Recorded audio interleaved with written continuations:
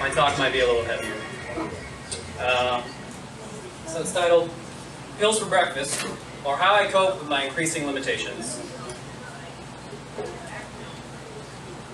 Living fuckstorm. Bodies are fun!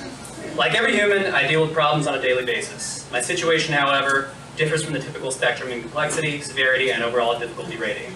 I'm living in a hardcore mode.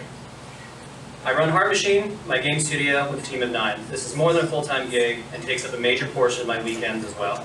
I handle much of the business and financial side of Glitch City. Not a fun task, but one that needs to be done in order to keep the collective afloat. Most importantly, I maintain some semblance of health in the face of a body that strives with incredible, unyielding desperation to murder me. I've dealt with a laundry list of serious health issues my entire life, seen dozens of physicians and specialists, been in and out of hospitals, which are cherished places. The past 10 years have been a slow downward spiraling trip into Fuck City, USA, and not the pleasant Fuck City, USA. Here are all of the issues that plague me. Tetralogy of Fallot, congenital heart condition, missing valve and hole in the main chamber. Psoriasis, fancy sounding, awful feeling. Hepatitis C, blood virus. Liver fibrosis, from the blood virus. Lyme disease, more blood virus. Peripheral neuropathy. High cholesterol, chronic fatigue, severe food allergies in the majority of edible things on Earth, leaky gut syndrome, esophageal damage. Did I do that one? No. Severe acid reflux, chronic night beard, screaming arm flails, whispering blanket fever. Though some of those may sound made up to the layman, as a totally real professional doctor, I promise I won't tell you which those are. So, this is a lot to deal with. Oftentimes, it's too much. I grapple with intense streaks of depression, suicidal thoughts on a semi-regular basis. I sometimes scream in frustration when I drive, or laugh out loud in the shower when considering the reality and weight of my situation. It's a twisted, molten thing that's impossible to hold on for long without being burned. The saddest recurring dream I have is me sitting at a table, eating cereal, not having a violent reaction. I wake up, a deep sinking feeling in my guts. This will get positive, I promise. So, riding the fuckstorm.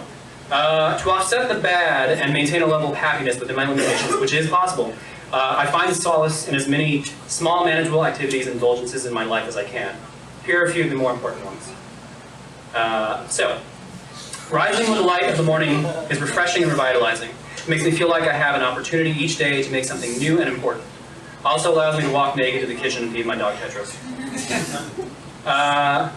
Writing and drawing each morning focuses my mind on goals I need and want to accomplish, and unbinds my thoughts from the issues I can't do much about. I can also draw puppies and boobs. Painting my nails provides a way to detach from thought and be present in the moment, the task at hand. It's a minor activity that requires a vast amount of focus not to fuck up.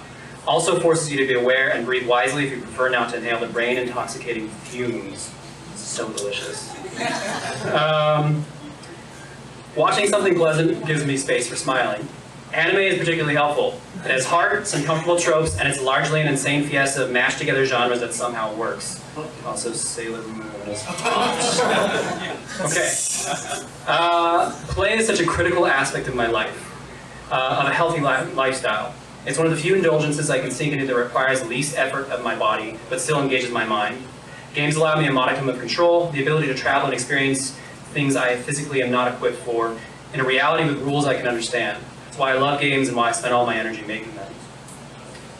So, silly shows that bring a smile to my face, routines that afford thoughtless focus, removal of ego, and rest for the mind, finding new ways to explore without this toxic burning contractual obligation of a body.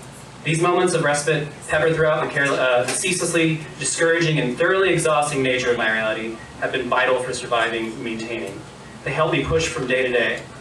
I've come to realize how critical each component can be in forming a sum larger and more positive than the individual parts. Ultimately, even with the bad, I count myself as fortunate. I have skills that most don't, a nearly reckless level of motivation, people I trust and care for, and creative outlets that I can pour my crippled, broken heart into.